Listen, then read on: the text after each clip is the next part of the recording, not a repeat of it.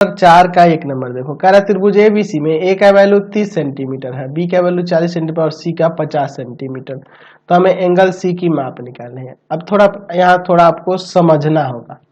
देखो एक्चुअल में होता क्या है, जैसे मान लो कोई मैं त्रिभुज यहाँ खींचता हूँ, थोड़ा समझ लो इस बात को, बहुत ही इंपॉर्टेंट चीज है। मान लो इसका त्रिभुज का नाम है ए बी सी, तो इसमें आपको यह स्मॉल ए स्मॉल बी स्मॉल सी कैसे दिखाना होता है, तो जो कोण होगा ना उसके अपोजिट वाले लेटर, अपोजिट वाले भुजा को हम लोग उसके ही स्मॉल लेटर से डिनोट करते हैं। यानी कि यहाँ पे ए का अपोजिट वाला तो इसे ए से डिनोट करेंगे, बी के अपोजिट वाला यह इसे स्मॉल बी से डिनोट करेंगे, और यह सी के एंगल सी के अपोजिट वाला जो है इसे हम लोग स्मॉल सी से डिनोट करते हैं।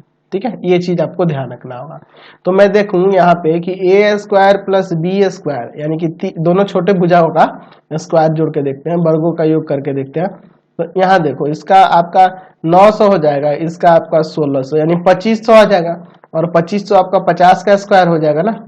तो 50 का स्क्वायर यानी कि सी का स्क्वायर, ए स्क्वायर प्लस बी स्क्वायर किसके बराबर हो गया, सी स्क्वायर के, सी स्क्वायर के। तो सी स्क्वायर यानी कि सी ये वाली भुजा है, तो इस भुजा के सामने वाला कोण क्या होगा, समकोण होगा, यानी कि एंगल सी बराबर 90 डिग्री हो जाएगा। समझ गए। चलिए दूसरे में कह रहा है कि समद्विबाहु त्रिभुज ए बी सी का कोण भी समकोण है।